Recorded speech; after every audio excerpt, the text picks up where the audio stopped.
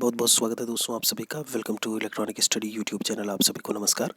अपने पिछले वीडियो में सीटेट ईवीएस की अगर हम बात करें तो एनसीईआरटी फैक्ट में आपके जो भी नेशनल पार्क हैं, जो भी आपके वाइल्ड लाइफ सेंचुरी हैं, जो भी आपके पक्षी हैं, उन सभी के बारे में हम बात कर चुके थे। उससे पहले के वीडियो में हम जो जानवर हैं, प्रमुख जानवर क्या कुछ हैं, उनके फैक्ट जो कि एनसीईआरटी की बुक्स में जिनको जो है ऐसे में इलस्ट्रेट किया गया है, जिनको एलैबोरेट किया गया है, बताया गया है, उनके बारे में ऑलरेडी हम बात कर चुके हैं। यहाँ पे अब हम बात करेंगे आज नैपेंथीज के बारे में, और आगे जो भी हमारे टॉपिक आएंगे उनको हम यहाँ पर कवर करेंगे। आपकी जो सीटेट की परीक्षाएं हो रही हैं उनके लिए बहुत ही महत्वपूर्ण आपका सेशन। तो यहाँ पर सबसे पहला पॉइंट इन्होंने क्या लिखा है कि जो नैपेंथीज नामक पौधा होता है वो इंडोनेशिया, ऑस्ट्रेलिया और भारत के मेघालय में पाया जाता है। कहाँ कहाँ बोला हुआ है? इंडोनेशिया है, ऑस्ट्रेलिया है और भारत के मेघालय से रिलेट करता है। यह पौधा कीड़े मकोड़े और छोटे जीवों का शिकार करता है। यह पौधा लंबे घड़े जैसा दिखता है। कैसा बोला हुआ है? लंबे घड़े जैसा दिखता है, जिसके ऊपर पत्ती का ढक्कन लगा हुआ होता है। पत्ती का ढक्कन बोला है और इसमें से खुशबू निकलती है, जिसकी वजह से कीड़े मकोड़े इसके अंदर फंस जाते हैं। नैपेंथीज को अगर हम ऐसे में बात करें, इसको हम घटपर्णी पौधा भी कहते हैं। क्या बोलते हैं? ये नैपेंथीज लिखा है, इसको हम घटपर्णी पौधा भी कहते हैं।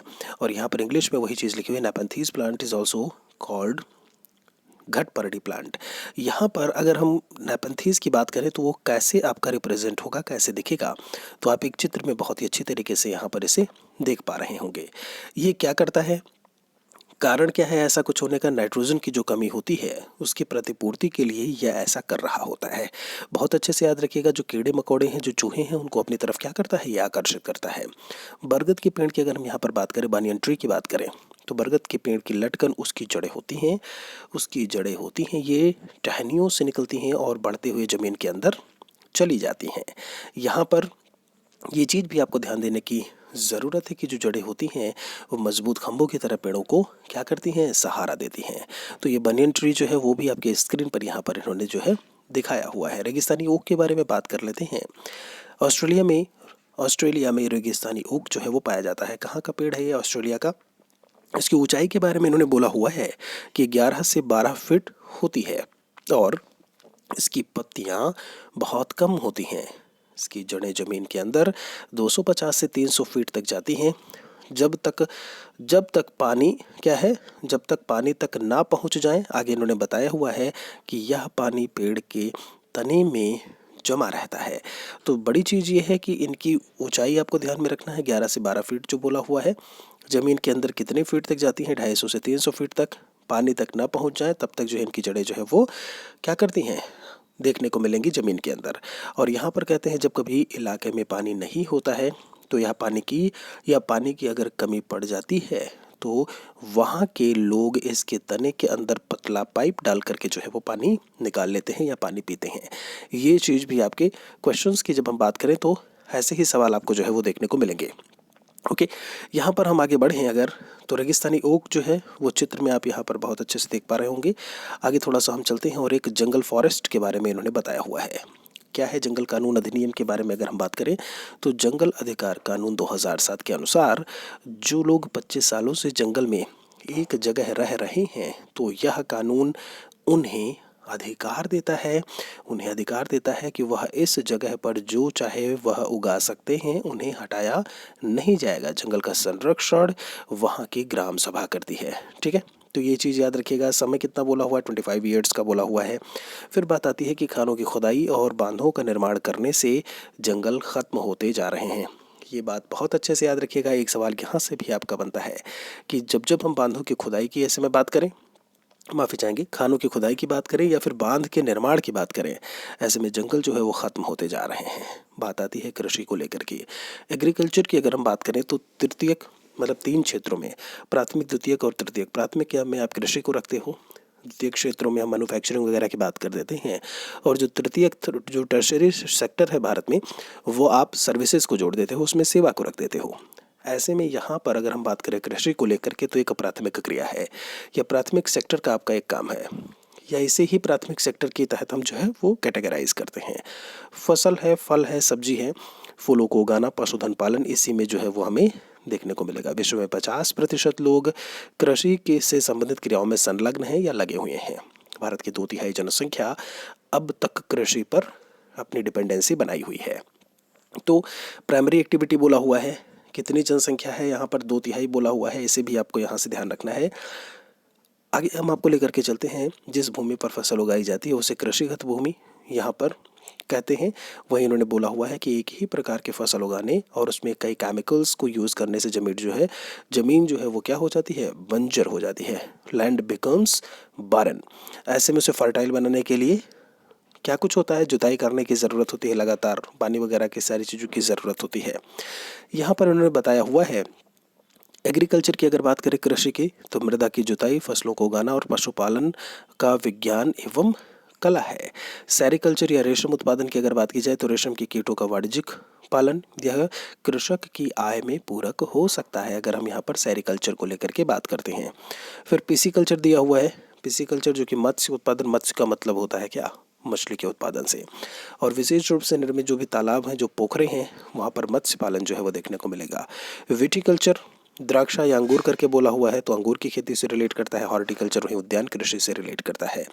तो हॉर्टिकल्चर में क्या कुछ चीज़ें आती हैं, इसमें इन्होंने बताया हुआ है कि सब्जियां हैं, फूल हैं, फलों को उगाना, ये सभी के सभी किस्में हमको देखने को मिलेंगे जो हॉर्टिकल्चर करके है उसमें देखने को मिलेगा। बाकी यहाँ पर चित्रों के माध्यम से कुछ चीज़ें हमने जो है वो दर्शाई हुई हैं। बात कर लेते हैं बीज के बारे में। बीजों को प्राचीन समय में सूखी लौकी में रख करके उस पर मिट्टी का लेप लगा देते थे और नीम की पत्तियां इन्हें कीड़ों से बचाती थीं। याद रहे, ध्यान रहे यहाँ पर। अभी जब हम बात करते हैं यहाँ से आके, सूखी लौकी आपका एक वाद्य यंत्र है, बताइएगा उसका नाम है नहीं, ढोल बजदा तुम्बा बजदा बजदा, एक गाना भी है ऐसे में, तो देखिएगा एक उससे क्या है, वाद्य यंत्र भी आपका जो है बनाया जाता है। कहते हैं कि पौधे स्वयं भी अपने बीजों को दूर फेंक देते हैं और कपड़ों में चिपक कर पानी के जरिए भी ये एक जगह से दूसरी जगह पर क्या होते हैं, ये पहुंच जाते हैं। सोयाबीन की फलियां पक कर फट जाती हैं और उसमें से बीज जो है वो बाहर निकल जाते हैं। ठीक है, आगे कहते हैं काली मिर्च है, सौंफ है, गेहूं है आदि बीज ही होते हैं। नाशपाती, भिंडी, करेला, खीरा, टमाटर, चीकू आदि में बीज होता है। आगे क्या बोला है इन्होंने कि मिट्टी में गोबर मिलाने से मिट्टी में कीड़ा जो है वो नहीं लगता है। कहते हैं ये कि कपड़ों में बंधा हुआ बीज पानी में भिगोए गए बीज की तुलना में जल्दी से अंकुरित हो जाता है। ध्यान रखिएगा, बिल्कुल यहाँ पर दो चीज़ें जो बताई हुई हैं, ध्यान दीजिएगा कि कपड़े में बंधा हुआ जो बीज है वो पानी में भिगोए गए बीज की तुलना में जल्दी अंकुरित हो जाता है, क्योंकि कपड़े में बीज सांस लेने में सक्षम है। ध्यान रखिएगा। आगे यहाँ पर वही चीज़ इंग्लिश में भी लिखी हुई है, तो जो इंग्लिश वाले बच्चे हैं ऐसे में समझ सकते हैं इन चीज़ों से। यदि बीज को कपड़े में बांध दिया जाए और उनमें से आधे अंकुरित हो जाए तो आधे नहीं, तो इसका कारण क्या कुछ हो सकता है कि बीज जो है वो क्षतिग्रस्त हो गए हैं, बीच बीच में से टूट गए थे, ये हो सकता है, या फिर बीज में कीड़े जो है वो लग चुके हैं, ये कारण हो सकता है अगर आधे अंकुरित हो रहे हैं और आधे नहीं। सब्जियों की इन्होंने बात की है, कहते हैं अधिकतर सब्जियां पौधों के फूल होती हैं और कुछ सब्जियां पौधों का फल भी होता है। यहाँ पर आयरन है, गुड़, आंवला और हरे पत्तेदार सब्जियों में जो है वो देखने को क्या मिलता है, हमें देखने को ये मिलेगा। थोड़ा सा हम यहाँ से आगे चलते हैं।